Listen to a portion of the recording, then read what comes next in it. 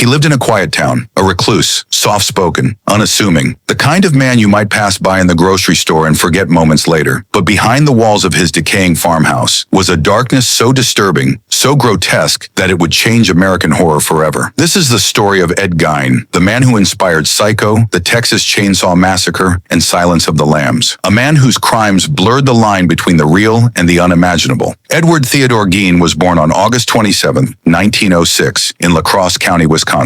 His father, George, was an alcoholic. His mother, Augusta, was devoutly religious and cruel. Augusta Gein believed that all women, except herself, were instruments of sin. She preached fire and brimstone, condemning sexuality, pleasure, and independence. From the earliest age, Ed was told the world was evil, and women were its greatest threat. When Ed was just a boy, the family relocated to a remote farmhouse on the outskirts of Plainfield, Wisconsin. Isolated from society, Ed had no real friends, no social life. His mother was his only connection, and she liked it that way. When his father died in 1940, and later his brother in 1944 under suspicious circumstances, Ed was left alone with his mother. She suffered a series of strokes and died in 1945. And that's when Ed Gein's world, already twisted, began to unravel completely. To the people of Plainfield, Ed was odd, but harmless. He did odd jobs, babysat local kids, kept to himself. But inside that farmhouse was something no one could have imagined. On November 16, 1957, hardware store owner Bernice Warden vanished. Her son, a deputy sheriff, suspected Ed. He'd been in the store the night before. Police visited Gein's property. What they found inside would shock the nation. Bernice's body was discovered in a shed, mutilated, decapitated, and hanging upside down. But that was just the beginning. Inside the house, officers found human skulls repurposed as bowls, furniture upholstered with human skin, a box containing vulvas, masks made from women's faces, a belt stitched together with human nipples, a lampshade made from a human face, and, most disturbingly, a woman's suit crafted from the skin of corpses. Gein later admitted that he had been digging up graves, exhuming the bodies of middle-aged women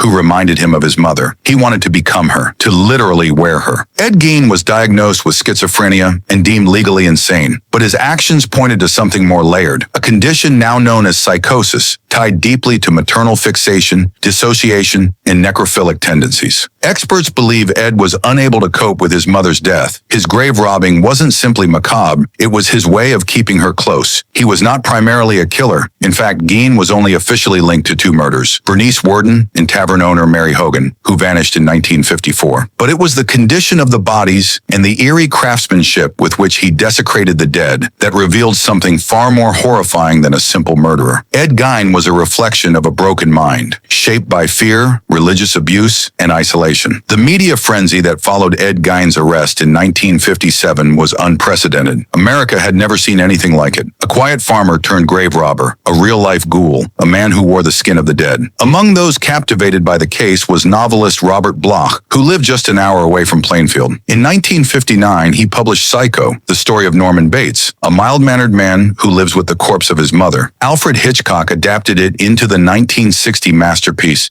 that redefined horror cinema. Norman Bates, Leatherface, Buffalo Bill, all born from Ed Gein's crimes. His influence on horror is not just lasting, it is foundational, a symbol of how the quietest man in the room may be hiding the loudest nightmares. Ed Gein was committed to Central State Hospital and later to Mendota Mental Health Institute, where he lived until his death in 1984. He never stood trial, never returned to the outside world. He died of respiratory failure at the age of 77. He was buried next to his mother in the Plainfield Cemetery, but even in death, his infamy lived on. His gravestone was repeatedly vandalized, eventually stolen altogether. Today, only an unmarked patch of grass remains. Plainfield never recovered. The town has become a haunted footnote in true crime history, forever linked to the face behind the mask. In a world filled with fictional monsters, the story of Ed Gein reminds us that sometimes the truth is far more terrifying. Not because of the violence, or the gore, or the spectacle, but because it shows us how madness is made, how horror grows quietly behind closed doors. This is not just the story behind Psycho. It's the story of a man who became the blueprint for American horror.